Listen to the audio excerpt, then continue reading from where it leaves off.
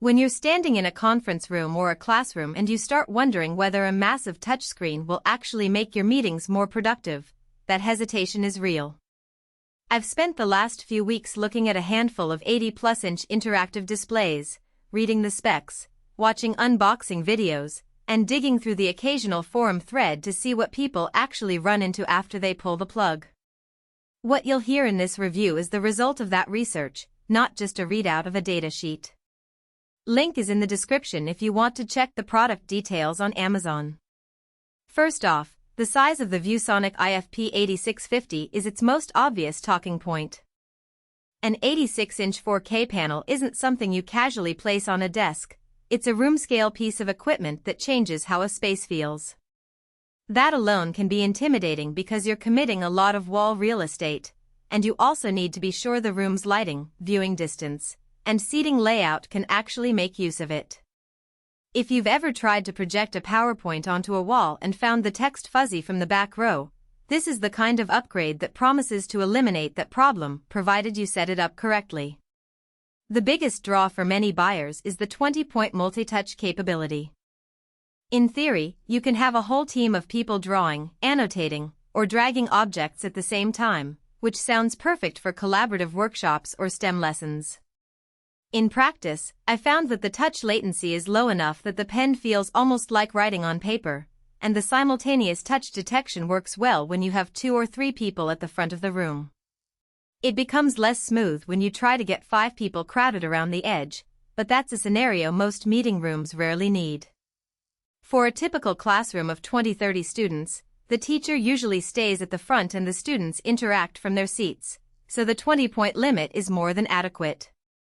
One of the practical strengths of the IFP8650 is the built-in MyViewBoard software suite.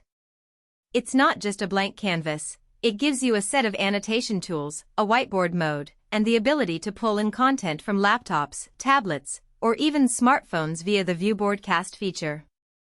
I tested the casting from a Windows laptop and an iPad, and the connection was almost seamless. The display recognized the device within seconds and mirrored the screen without noticeable lag. That's a real time saver compared with older models that required you to install extra drivers or fumble with HDMI adapters. Audio is another area where the device tries to be an on-a-stop solution. The integrated 45-watt stereo soundbar is louder than the tiny speakers you'd find on a typical monitor, and it fills a medium-sized conference room with decent clarity. It's not going to replace a dedicated sound system for a large auditorium, but for a 20-person huddle, the sound is clear enough that you don't have to crank the volume on a separate speaker. The downside is that the sound bar is fixed in place, so you can't angle it toward the back of the room, which can lead to a slight drop-off for people sitting far from the screen.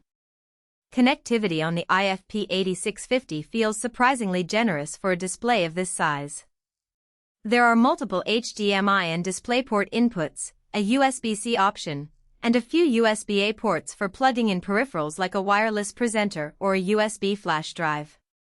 The built-in quad-core processor handles the 4K scaling and the touch processing without stutter, which is something you might not notice until you try to run a high-resolution video while annotating on top of it.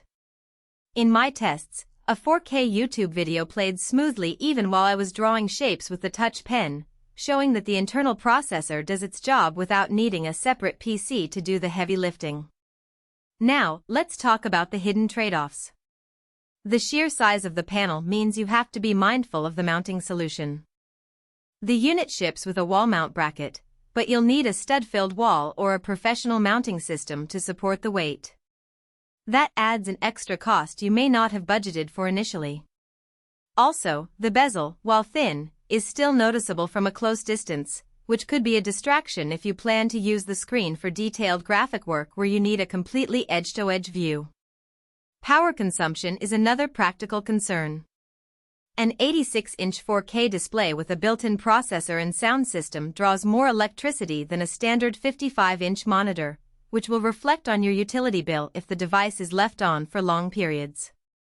The IFP8650 does have a power-saving mode that dims the screen after inactivity, but you still need to be disciplined about turning it off at the end of the day. So, who should really consider buying this?